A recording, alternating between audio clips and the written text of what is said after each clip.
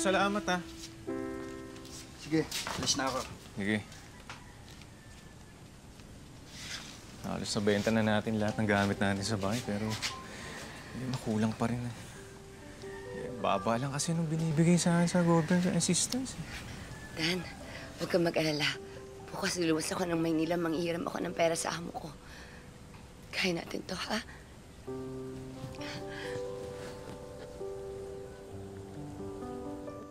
Paano mo sa akin may babalik ang pera?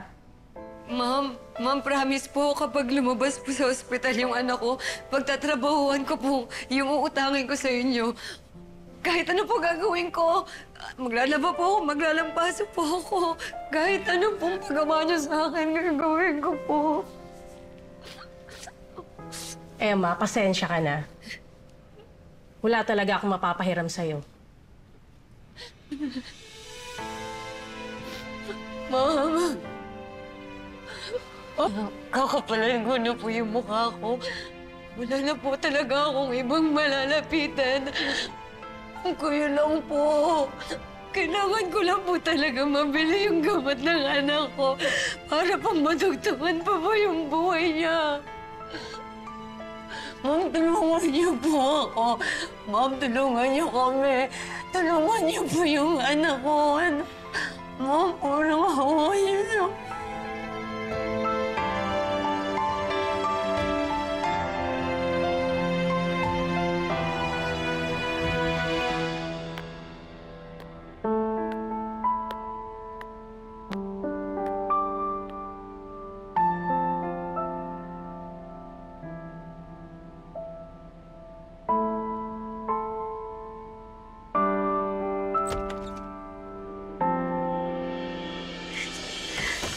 Sa wakas, anak.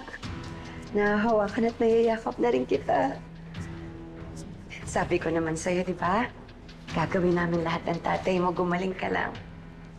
Ano? Pero pasalamat pa rin tayo sa amo mo, no? Alam mo, siguro, pagsubok lang to sa atin ni Lord. Gusto niya makita kung gaano tayo kahanda maging magulang. Pero ito, di ba? Napatunayan natin, Emma, na para sa anak natin, magagawa natin lahat.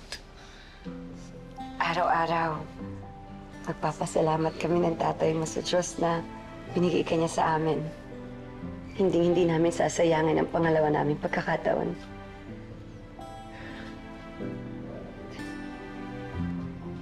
Tayo na.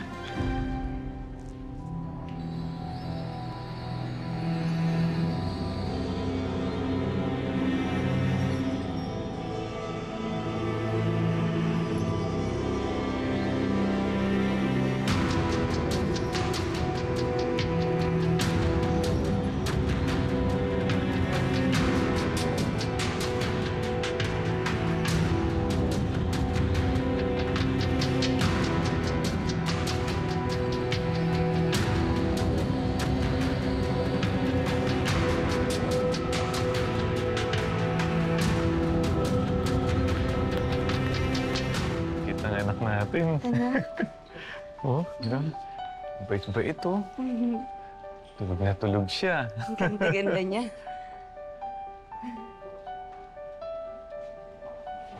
Ayusin natin ito. Ang ganda-ganda ng anak ko.